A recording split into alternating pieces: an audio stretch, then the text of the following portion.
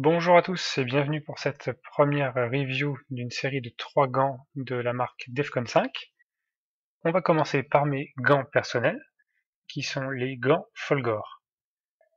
Comme vous pouvez le voir, ce sont des gants assez techniques, qui sont à usage militaire.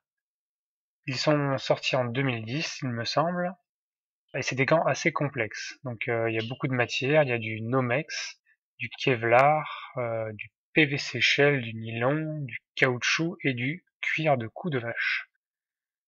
Ils sont très renforcés, ils équipent actuellement les unités de parachutistes italiennes Folgore.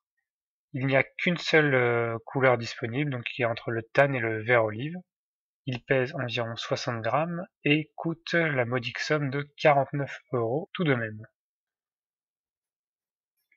Alors, abordons maintenant le design de ces gants Folgore.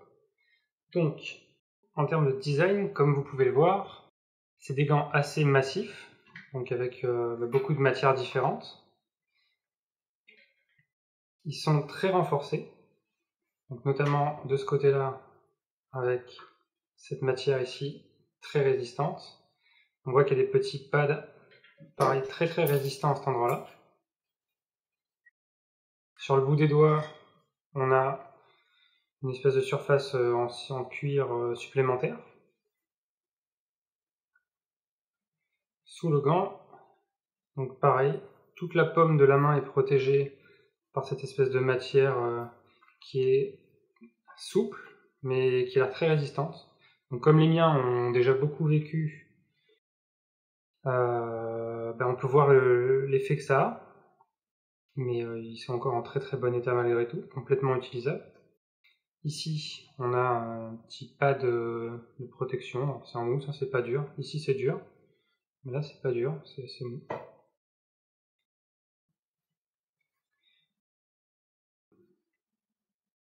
D'un point de vue général, c'est un design qui fait très militaire. Donc c'est pas étonnant que c'est utilisé par les forces, les unités Folgore en Italie. Donc là, toujours sur le design, il y a un élastique à l'intérieur, avec une couture élastique ici, qui permet de serrer le gant à cet endroit-là. Alors sur ces gants-là, le scratch est donc côté pomme en dessous. C'est pas ce que je préfère personnellement, mais bon, on a beau être pointilleux, ça reste un détail, hein, ce sera jamais éliminatoire sur un gant, ça on s'en fout un peu au final, quoi. Bon, moi ce que j'en pense, c'est que déjà ce type de coque très rigide pour l'airsoft, c'est totalement inutile. Déjà bon, en vrai déjà je vois pas spécialement l'intérêt éventuellement quand on pose la réplique sur la main, enfin l'alarme sur la main, en vrai ça repose sur quelque chose et on sent rien. Mais alors là pour l'airsoft c'est encore plus inutile. Par contre ce qui est assez sympathique, c'est ces petits pads là, qu'on peut regretter de ne pas avoir sur le reste des phalanges, puisque une bille dans les phalanges, hein, ça fait toujours mal.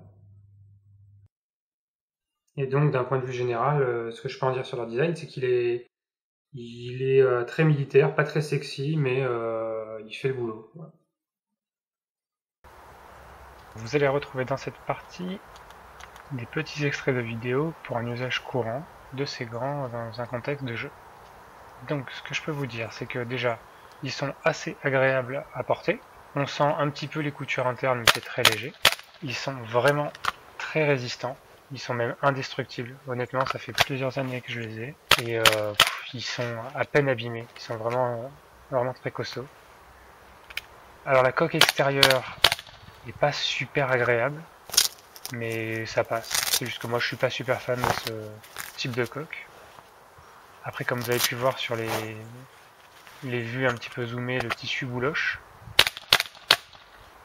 Le gros manque, c'est l'absence de surface tactile pour utiliser un smartphone. Vu l'âge des gants, c'est pas étonnant. Alors d'un point de vue personnel, la fixation par la pomme, donc par le dessous du gant, c'est pas ce que j'aime le plus. Mais c'est pareil, c'est plutôt un point de vue personnel, c'est pas gênant.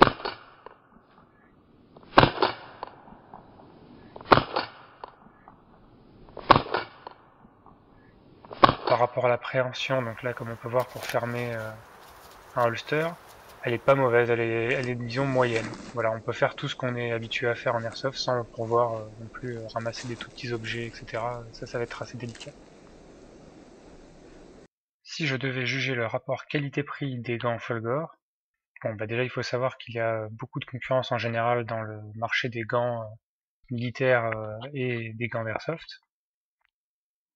Donc les prix du Folgore sont vraiment au-dessus de la moyenne, mais c'est complètement compréhensif étant donné qu'il s'agit de gants vraiment militaires. Donc ce qui signifie une durabilité vraiment très très élevée. On a beaucoup de protection. Et également l'hiver, vous allez vraiment pas avoir froid aux mains. Par rapport à la gamme Defcon 5, je pense pas qu'il y ait des équivalents au Folgore. Dans le sens où dans un niveau de prix équivalent, je pense pas qu'on retrouvera un niveau de qualité équivalent. Et par rapport à la concurrence, on a éventuellement Mechanix qui fait des gants à peu près équivalents en termes de prix, mais j'ai des gros doutes sur leur capacité à égaler ces gants en termes de qualité, de finition, de résistance. Il y aura peut-être que le design qui sera un petit peu plus moderne éventuellement, mais honnêtement, moi je suis vraiment très fan des gants Folgore. Après, pour notre usage, ça va surtout intéresser des personnes qui font du reenactment, car je les trouve vraiment trop chers pour juste faire de l'airsoft. Mais si vous êtes prêt à mettre ce prix-là dans des gants, vous allez vraiment acquérir des gants indestructibles et vraiment très très pratiques. À la limite, si on pouvait juste conseiller quelque chose à Defcon 5, c'est de refaire une nouvelle version de ces gants avec des technologies plus récentes. Mais pour le reste, ne changez rien, ils sont vraiment excellents.